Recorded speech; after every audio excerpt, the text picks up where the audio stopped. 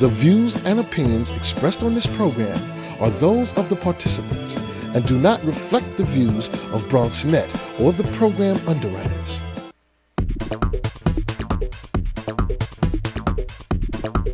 BronxNet. Your voice, your views, your vision.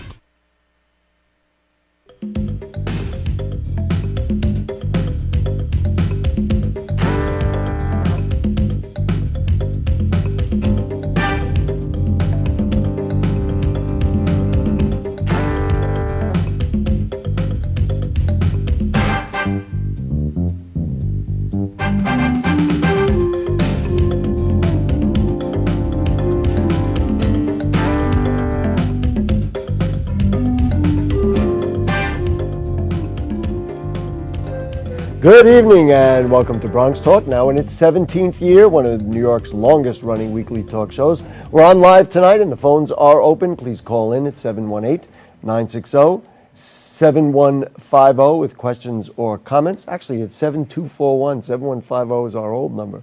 7241. My producer got a laugh out of that. You can also email comments to us at bronxtalk@hotmail.com, and we'll read those on the air during a future edition of our program.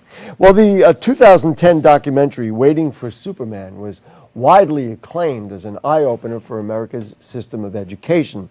Directed by David Guggenheim, who won an Oscar for Al Gore's film An Inconvenient Truth, Waiting for Superman analyzes the failures of New York City's public school system by following several students who hope to be selected into charter schools via the lottery.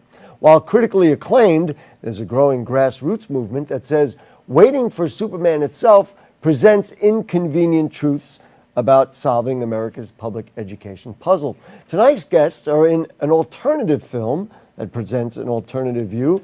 Their film is ironically called The Inconvenient Truth Behind Waiting for Superman. So we talk education tonight, problems and solutions from the grassroots education movement and a school teacher herself. It's Julie Kavanaugh. Good evening. Thank you for joining us. Thank you for having me. And also a parent leader, a board member of Class Size Matters, and a member of Community Education Council in Brooklyn, who's also a former charter school parent and is featured in the movie as well, is Kim Irby. Good evening. Thank you for joining us.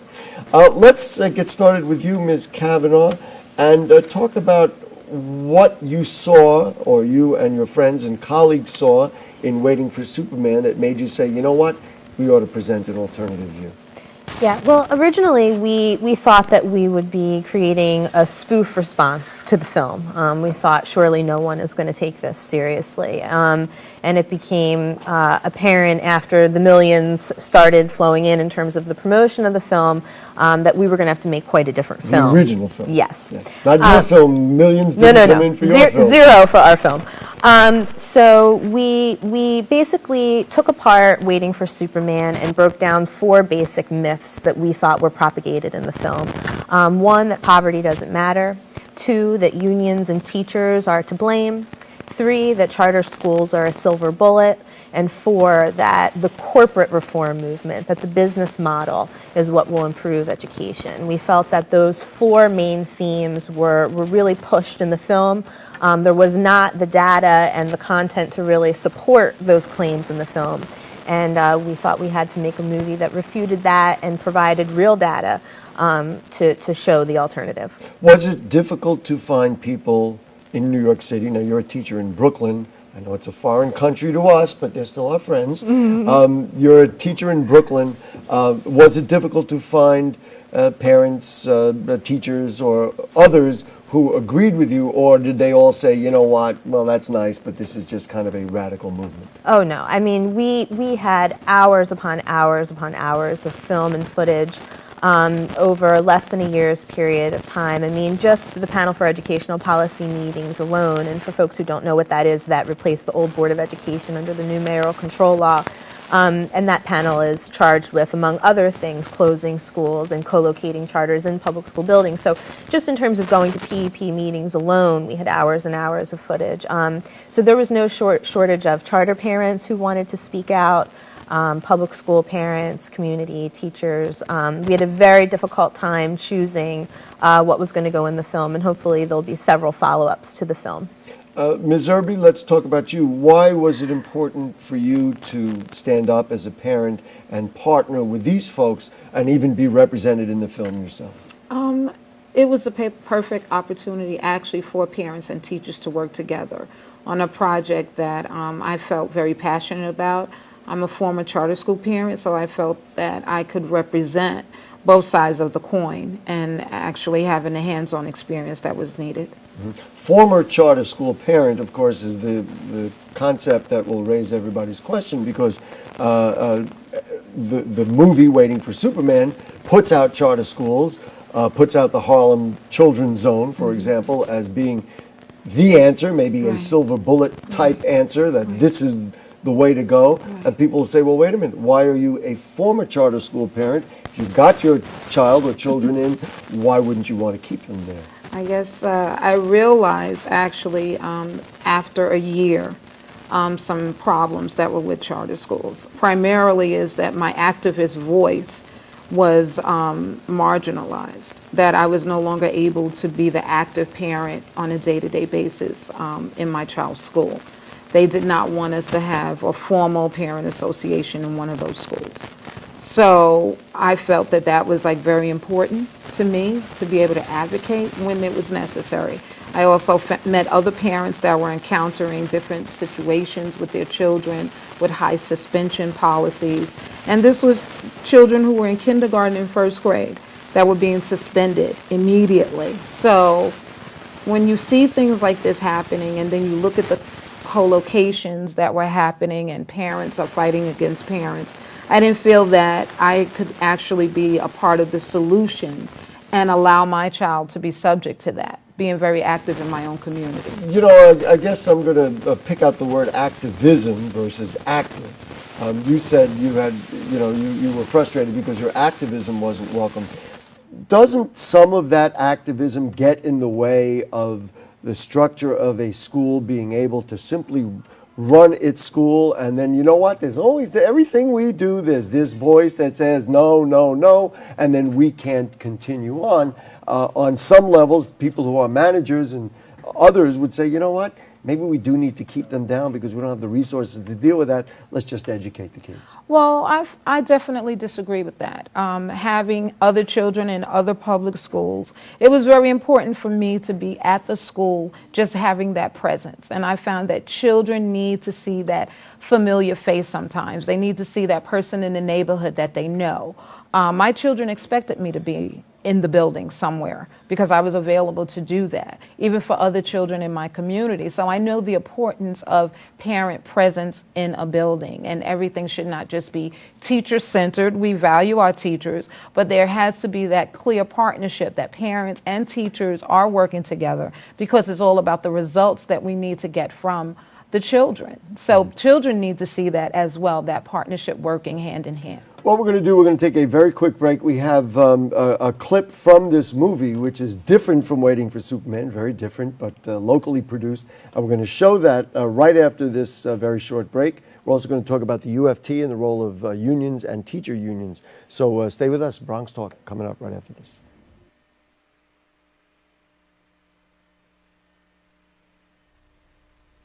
You know, when I was younger, man, my brother was the one who really took care of me, man. Is that right? Hey, he'd wake me up in the morning, get me ready for school, take a shower, make me some breakfast. Where your brother at now? Oh, you know, Iraq. I get lonely, nobody to talk to. I felt like quitting school. He looked at me dead in my eye, he told me, if not for me, do it for him. Give Josh and our class of 08 the boost they need to graduate. Join us at boostup.org. My name's Brandon. I'm 9 years old, being alcoholic. Hi, Brandon. I'll start drinking with the older kids. And whatever they do, I'll do. Kids who drink before age 15 are 5 times more likely to have alcohol problems when they're adults. So start talking before they start drinking. I know it'll start with alcohol. I'm just not sure how it's gonna end.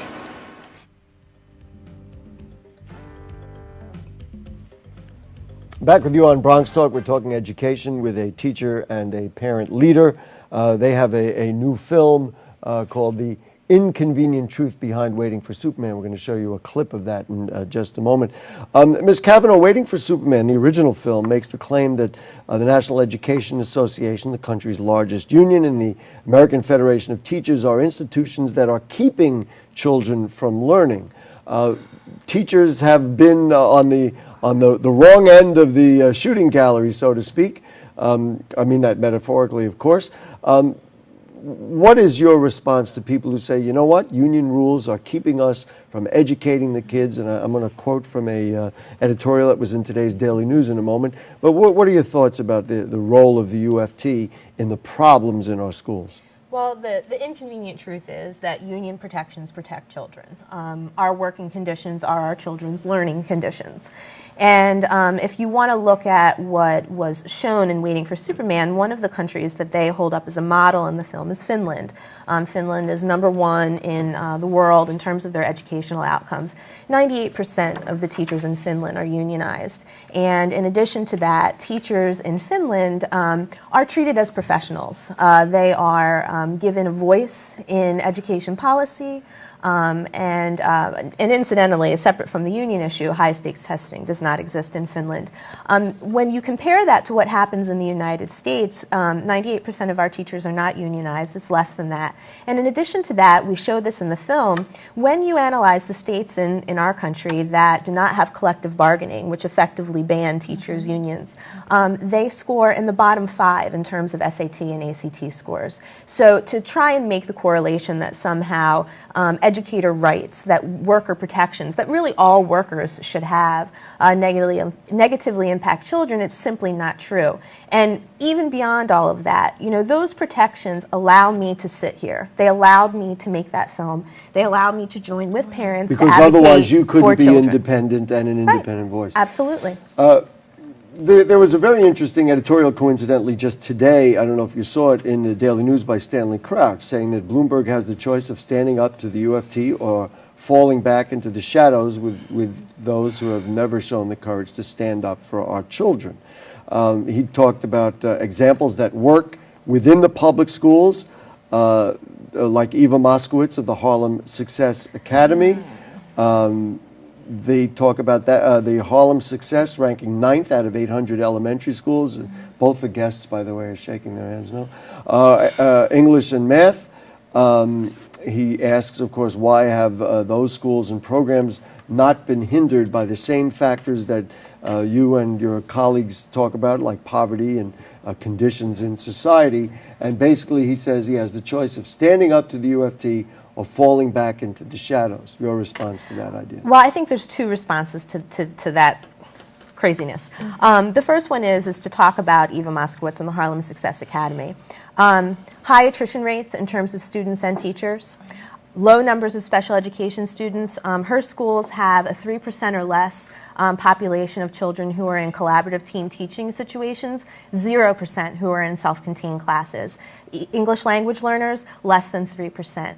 A great disparity between not only the district schools that they exist next to, but also the public schools within which they are co-located. But and let me just interject. If the children are selected through lottery, how could they self-select who gets into their schools? She doesn't offer them the programs. And you see in the film a parent who won the lottery. Her child won the lottery. She was a child who had an IEP for a 12 to 1-to-1 setting, and Harlem Success Academy said, we will absolutely not educate that child. And in addition to so then the parents drop out before the... Right. And in addition to this, to the special ed and the ELL disparity, you see that same disparity in terms of the number of children that they serve who fall below the poverty line, the number of children who receive reduced and free lunch. And in addition to all of those factors, you have the children who are counseled out and pushed out of charter schools because they are not required to serve all children in the same way that public schools are. So to try and hold up Harlem Success Academy or any charter school for that matter and say that they're on a level playing field in terms of comparison with a public school is just untrue. Now the second part of this is in terms of trying to paint the UFT as the boogeyman, let's talk about what the UFT advocates for. Smaller class sizes. Why is that controversial? Why do you have Mayor Bloomberg, who chose class sizes of 15 for his kids, saying that class sizes don't matter for our kids. You know, working conditions, which the UFT obviously advocates for, are learning conditions. So now you had children in a charter school, and when I asked you why you took them out, you responded that because you didn't have input. Was the educational level and was the educational system and programs to your liking, and you just said, well, because I don't have input, I'm going to sacrifice that? Well, actually, no. Those schools have mastered teaching to the test. The children actually, in the middle school where my son attended, is assessed every 6 weeks. And those tests are very important. So when you have an environment where children are being taught not to think, then to me that's not the success of any school. That just because I can master a test, that makes me a #1 student. So that type of environment definitely is not educating children at all, just because they can pass a test. Let's do this. We have a couple of calls waiting. We're going to take those calls in a moment. Let's show the clip. Now, this is the inconvenient truth behind waiting for Superman. I saw the clip earlier. I don't think it needs introduction. It pretty much states many of the things that you're talking about. Also, I want to talk about where and how people might get to see the whole thing. But let's take a look. This is the inconvenient truth behind waiting for Superman.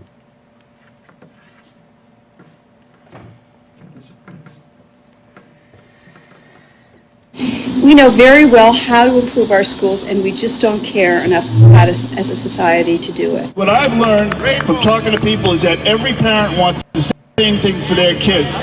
They want a rich curriculum. They want an experienced teacher. They want small classes. They want room for their kids to be in their schools. I've learned that instead of schools, we're going to build $1 billion police academy. Instead of a rich curriculum, we get test prep and drilling in math and ELA. Instead of small classes, we get our kids packed 28, 30, 35, 40 kids in a class, and that's wrong. But the worst of all this is that the people who control our schools, the people who run our schools, the mayor, the chancellor of the regents, they don't send their kids to these schools. They have one idea of education for our kids and an entirely different one for their own. The business model took this country to the brink of Armageddon in 2008. And yet we want to follow a failed business model and imprint that on top of public education. In recent years, free market business principles have been taking center stage in our country's education reform debate. More and more of our nation's school districts are being led not by educators, but by lawyers and corporate executives who push accountability and competition as the way to improve our nation's schools. They hold themselves up as education saviors while branding educators as the scapegoats.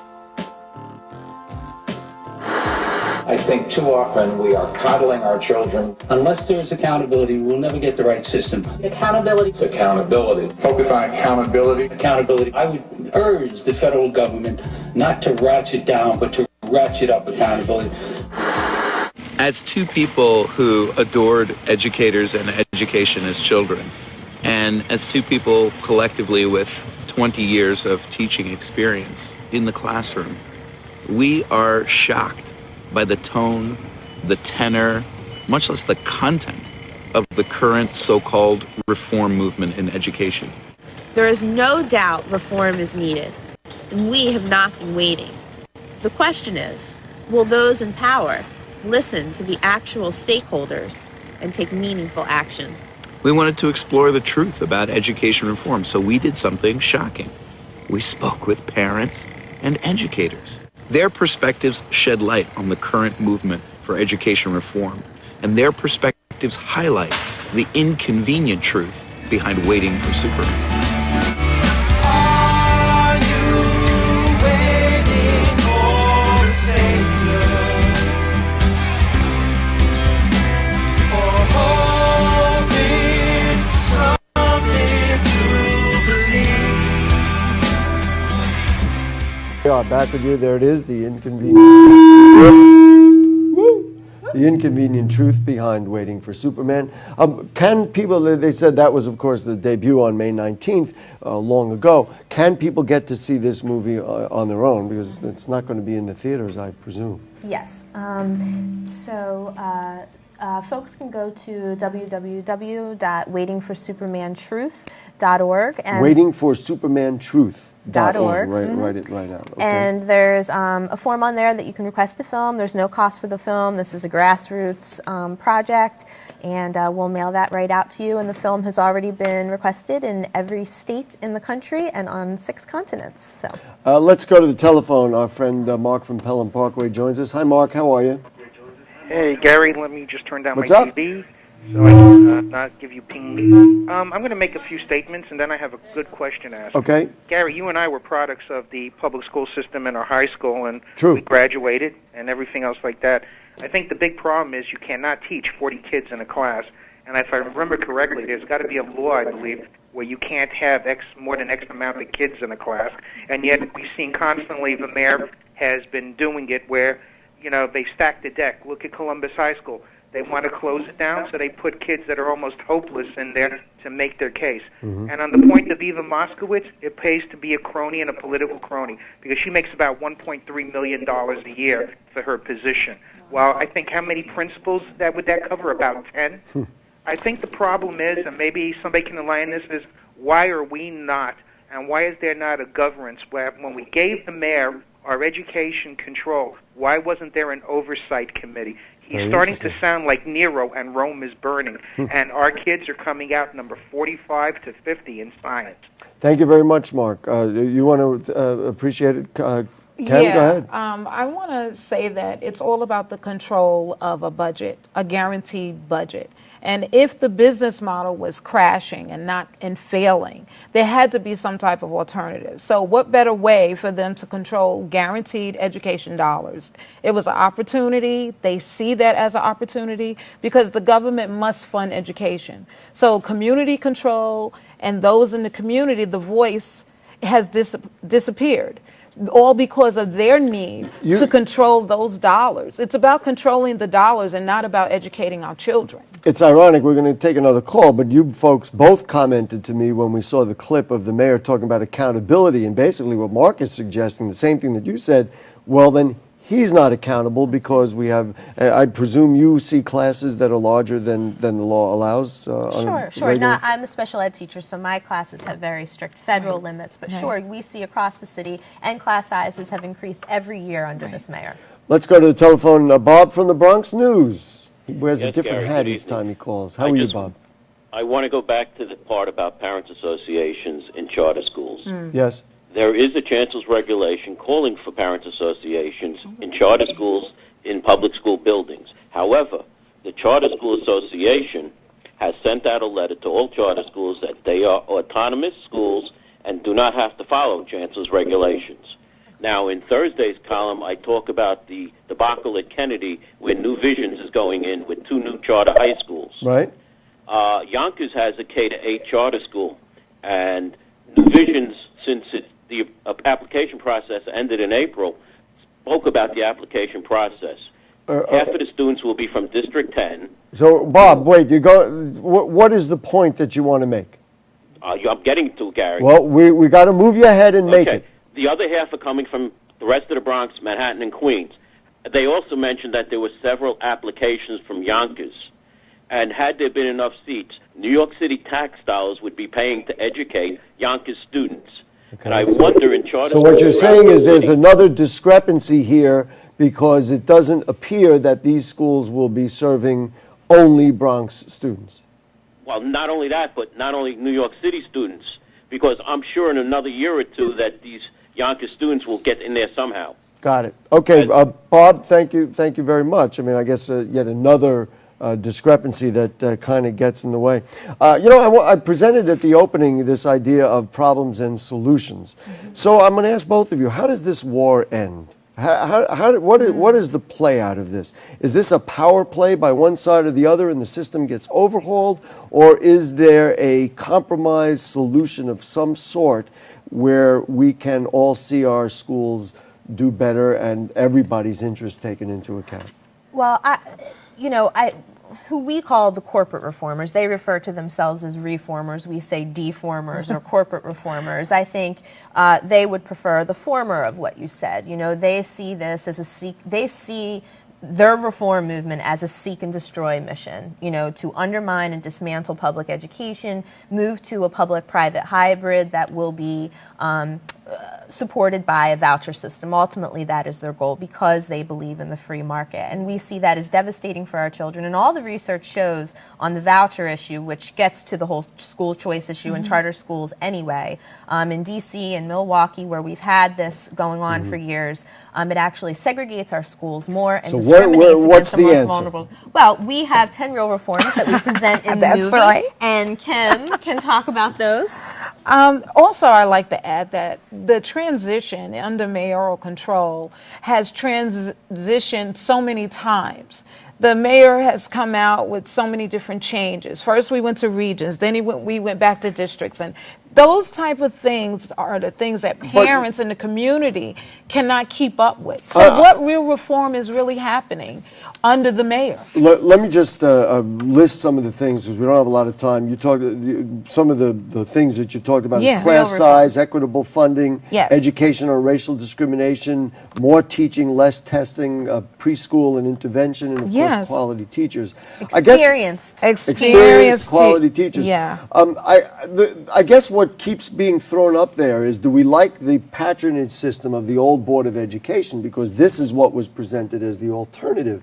And so are you suggesting that we go back to something like that? I'm suggesting that we all have a conversation and redesign the whole system that is inclusive of parents and teachers as partners and the real community that they are really serving. That's what we're suggesting. We have some contact info that Jane is going to put up, while I'm going to say thank you so much to Kem Irby and also to Julie Kavanaugh. Thank you for your passion about our children and the education, and let's hope there's a resolve that, as I said, keeps everybody happy and keeps our schools running, functioning properly and productively. Appreciate your time tonight. Thank you. Folks, if you have further comments or questions on anything you heard on tonight's show, or anything going on in the Bronx, then email them to us at bronxtalk@hotmail.com, and we'll read those on the air during a future edition of our program. Archives of Bronx Talk are available at bronxnet.org. You click Bronx Talk on the right-hand navigation bar. And for the next 2 weeks, we'll take a look at Bronx Arts. First, a group that performs for senior citizens and other groups, and then kind of a fun show the week of July 4th. Get this, an exclusive look at incredible underwater photos taken by a Bronx scuba diver. Bronx Talk, 9 p.m. Monday nights. We cover the Bronx every week. Thanks to producer Jane Folloro, director Michael Arias, to Dina, and the cast of thousands who are around us here, and to you, good night.